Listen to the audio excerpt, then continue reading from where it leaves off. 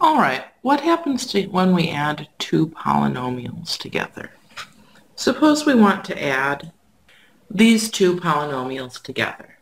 In order to do this, we're going to use the properties of addition. So first we want to either write or think of everything as addition. Remember, minus 2x means plus negative 2x. Minus 7 means plus negative 7. Now we're going to use the associative property to stop writing these parentheses. And now we're going to use the commutative property to rearrange the terms so that like terms come together. I only see one term where the variable part is x to the third. I'm going to make a little mark so I know that I used that term. I only see one term where the variable part is x squared. I see two terms where the variable part is just x. And I see two terms that are constant. Now I'm going to associate the like terms, and then I can combine them.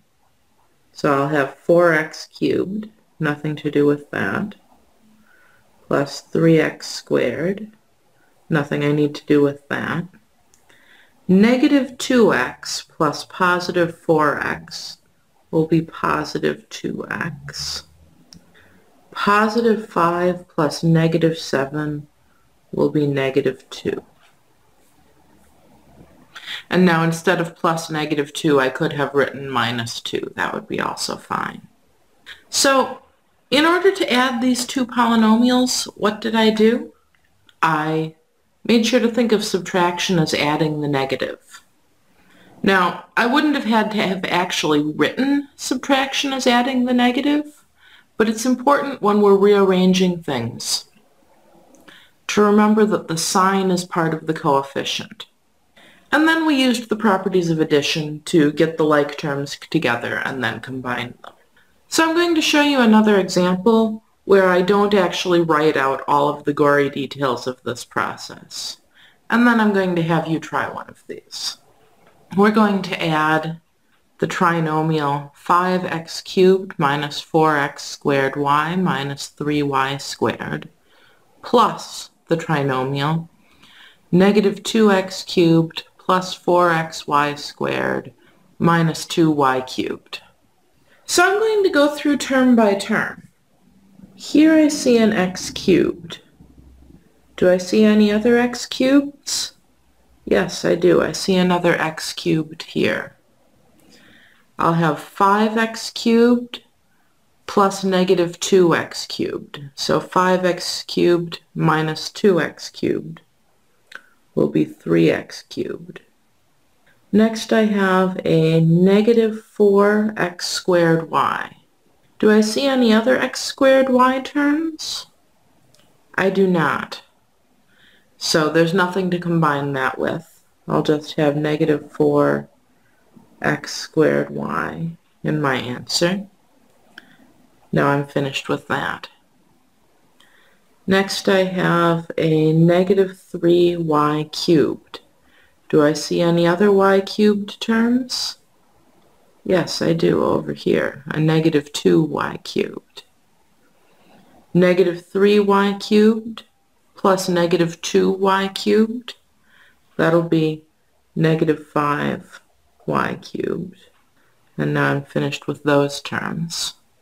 Now over here in the other polynomial I see a plus 4xy squared, which I will write down this way.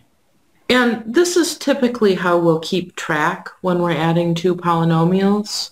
We'll just go through term by term and see if we can find any other terms like this one to combine it with. There's another way we could write this out to keep track of it. We could write it out the same way that we do whole number addition. So we could write on top our 5x cubed minus 4x squared y minus 3y cubed. And on the next line, write plus. And in whole number addition, we line up the same place values. Here we're going to line up like terms. So I'll have my negative 2x cubed. My plus 4xy squared is not like any term in my original polynomial. So I'll write that over here, not underneath anything. My minus 2y cubed is like the minus 3y cubed. And so now I have my like terms lined up. And I can just add them. 5 plus negative 2 is 3x cubed. Negative 4 plus nothing is negative 4x squared y. Negative 3 plus negative 2 is negative 5y cubed plus 4xy squared. Now, I find this way of keeping track simpler than this way, but if you find this way convenient, go for it. I'm going to show you this way in the videos. And now I'm going to give you one to try.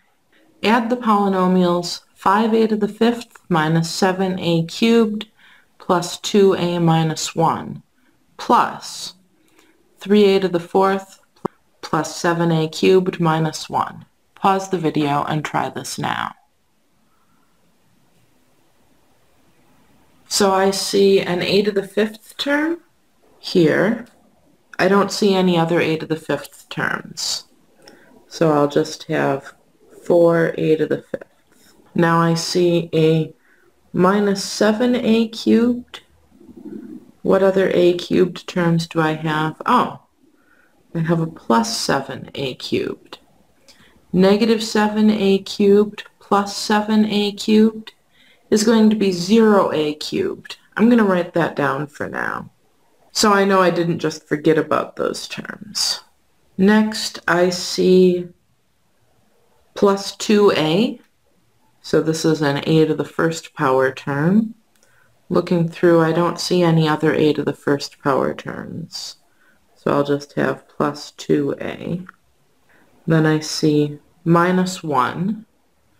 Looking through, I see another constant term, minus 2.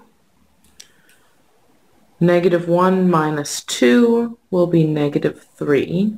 And now in my second polynomial, I see a positive 3a to the 4th I haven't dealt with.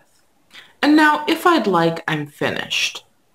But it looks nicer to write my terms so that the exponents are in decreasing order, and to leave out these 0 terms. Remember, 0 times anything is 0. That includes variables. So it looks nicer to write this as 4a to the 5th plus 3a to the 4th plus 2a minus 3. This step is not strictly necessary, but it looks good.